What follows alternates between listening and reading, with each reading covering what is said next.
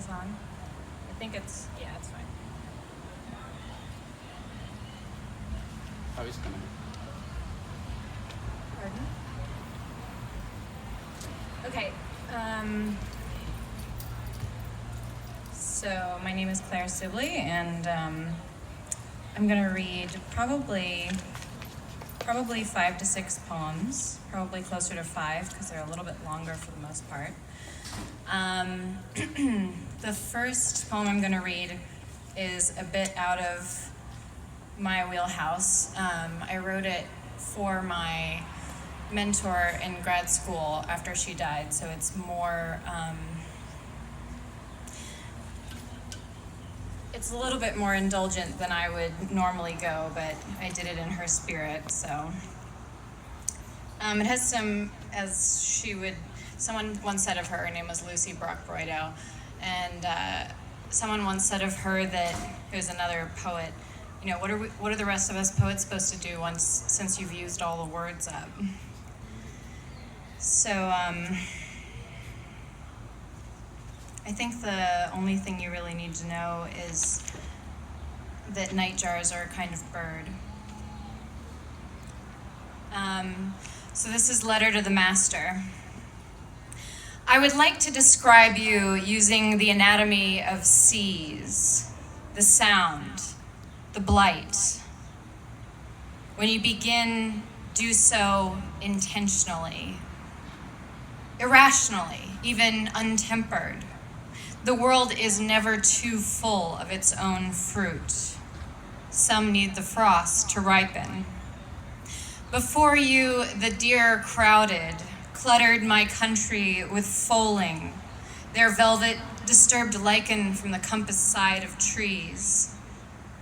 I had no idea what to do with them, with my saddles and guilt. I had left myself in the orchard to preserve, to become a scarcity. Seasons are just weather we realize things in. And how enormous you were for someone with such small feet. Your body is somewhere in this city, isn't it? The thicket of you, inner wing, color of 11 o'clock, the attar of every winged animal, the tree line of your heart. There were whole epochs you considered yourself a Baroque instrument tuning itself behind the curtain. In the hour before I learned you'd left, a bolt of lightning embroidered itself on the snow. I had readied myself to give up on language. I played the hymns of a Christmas 1,000 years ago. How to give up your life to God, surrounded by moors with sorrel and fern, luminous synonyms. I listened, my mouth scintillant. In the mornings of my girlhood, I ran to the bird bath barefoot and broke its thin film of ice so the nightjars could drink.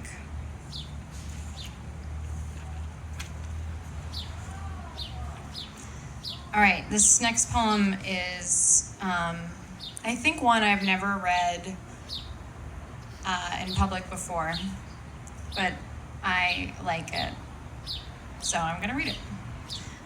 It's called Watering the Philodendron, and a philodendron, for those of you who don't know, is that very anonymous green plant they sell at Lowe's that hangs in like a little basket and has heart-shaped leaves. Sometimes has white on it. And Domaine Chandon is just a winery. Have I driven you out already? No, we're just standing right here behind you. Watering, yeah, judging the back of me. Yeah. Watering the philodendron. I used to carry it to the bathroom, hang all 6 feet of leaves from the rod, green hearts polished white as if they've been painted in haste as I slept. It's okay, you can let them blow away. But it's summer, so I set it in the window like an especially elegant spider. Or my mother, poring over the sill in another chartreuse evening gown. Except it isn't evening, and I'm choosing to return or not return it to the silver hook I bought at Home Depot and screwed into the ceiling, standing on the bed, which is definitely not the bed, which is definitely not the hook for my mother to hang on above me while I sleep. I decide it's a lie every 8 days, standing at the sink to fill the Domaine Chandon ice bucket, passing as watering can from some excellent basement of my childhood. Or perhaps less a lie than too good a story, that the monk who invented champagne is said to have said, "Come quickly, I am drinking the stars." He did nothing of the sort. Anyway, he was away that weekend of August 1693, and the stars are just more gorgeous dead things, and we have plenty of those already. Thank you.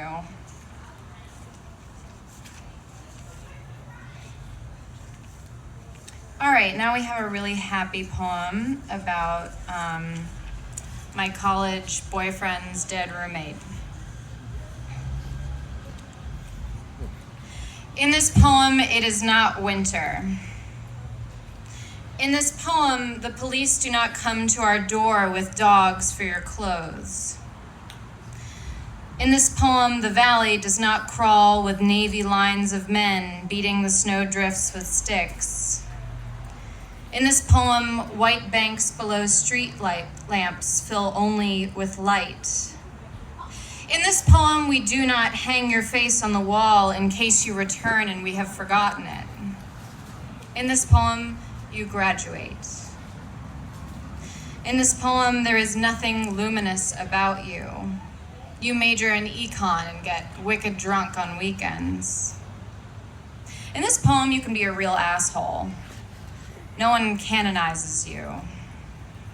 In this poem, no one tries to reconstruct you with when or where or what you wore or timelines or taking statements or tracking or your shoes or your mother or her desperate mouth or the tiles in our shower or fucking without crying or cheap liquor or the divers or the trees or where that night or that night or that night after night after night after night after night. In this poem, your body is just a body. In this poem, when we get laid, we do not look out the window to see if your body is watching. In this poem, I never come home to find your body on the bed, full of black glass and wet leaves. In this poem, your body does not stand over us while we sleep. It does not hold its handfuls of green water and wait for us to open our mouths. In this poem, when we say, "I love you," we do not mean, "Please drink my grief with me." In this poem, we do not drain the river. We do not fill it with whiskey or return to it over and over to rehearse your death. In this poem, there is nothing to search for. In this poem, the willow puts your hands into the river and pulls you out.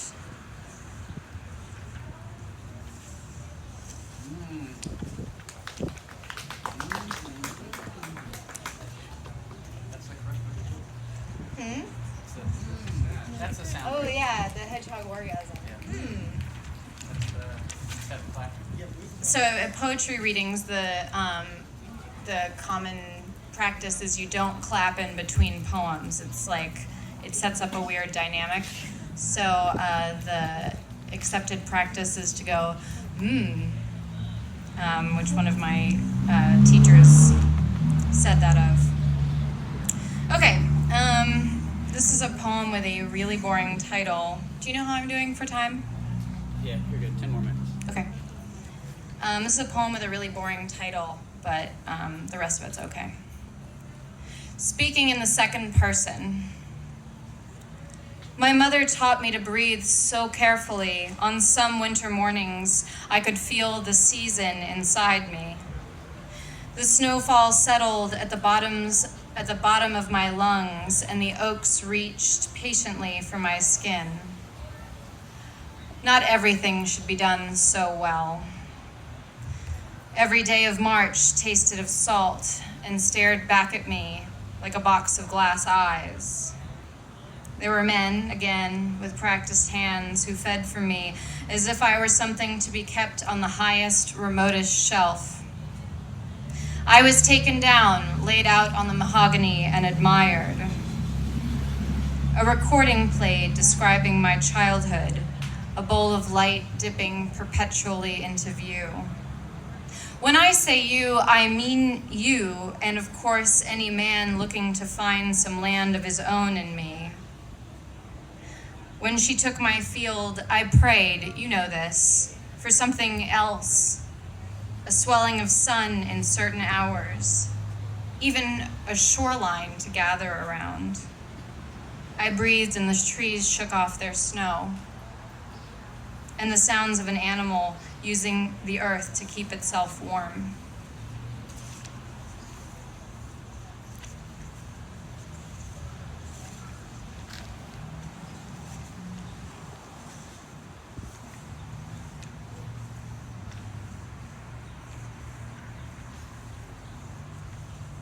The next 3 minutes will be me shuffling papers. Hold it closer to the microphone if you could. I'll put a ton of reverb on it. It's performance, sorry. Okay, this is a poem that I thought originally was going to be the first of 3 poems, but it's not. It's the first of 2 poems, and I'm not going to read the second one because I guess I didn't feel like it. Oh, this is the second one. I'm not going to read the first one because I don't know where it is.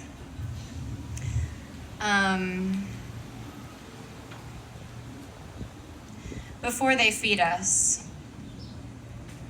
They lead us to the lit room where our sisters wait, lined in dark stained chairs, heads bowed, faces curtained by long liquid falls of hair. We braid while the men watch in the corners. There are rules. Do not speak, do not touch, never touch the neck.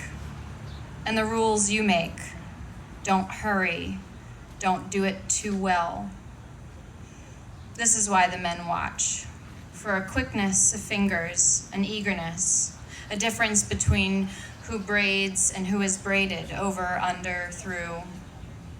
Today in the chair it was my sister. I knew it by the rush-thin streak by her ear, sun-bleached by berry picking, August before the harvest. She had quick hands, always filled her buckets faster, fingers indigo. Over, under, through, I tucked the gold bit, hid it best I could. At dinner, no prayers, only the sounds of our mouths.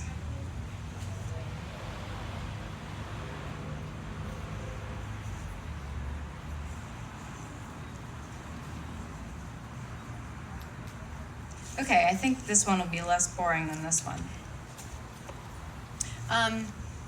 One of the things I like to do when I'm not feeling especially lyrical is I will set myself a constraint. And one of my favorite constraints is to write a poem in a form that is not a common poem form.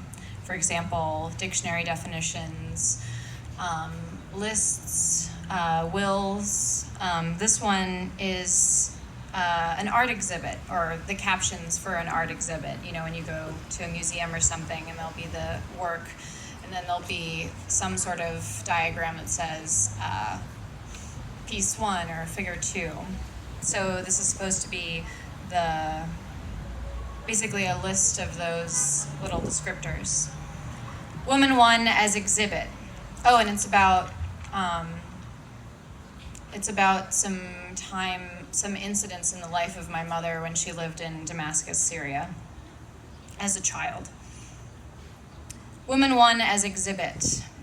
Figure 1, a child foregrounded in chambray, fists gossamer knots in the grass, one white knee stained green.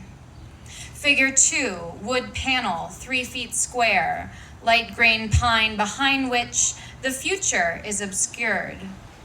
There is a knock. Figure 3, a pair of olive hands combing her curls so gently it makes you hunger. Wind backwards, watch it again. Figure 4, Childhood as hopscotch panes cut neatly into dirt. A shelf of bitter oranges standing in for sky. Figure 4, the future wants to play too. Figure 5, an artificially darkened room. Her voice brings a bottle, spins it for the blonde boy in the closet. Figure 6, the moon as sickle, saw, wave on which she yaws. Figure 7, blank. TV noises from the future, looping recorded scenes on a Delmonico 63. Figure 8, a bright click of brass, sequence of breathing. You wanted a pastoral here, figure 9. You try to interpose a silo, a small plot of rhubarb. But the future wants to see figure 9, where evil begins. Thick fingers loading a handgun in the Damascene evening, or figure 9, her brothers playing jacks in the courtyard where the gardener's wife kneeled, heaving, one palm trying to press the fresh red necklace back in, the other wiping or trying to wipe away each drop foxing the ivory tile, or figure 9, the towhead boy sleeping soundly. Figure 10, your distance to the future seems ambiguous. Figure 11, the child turns from her frame and asks, have you made an amphitheater for echoes or a staging of the fall? Figure 11, you wanted the blood cleaned up by breakfast, her face before the crows laid down their wings. All right, that's it.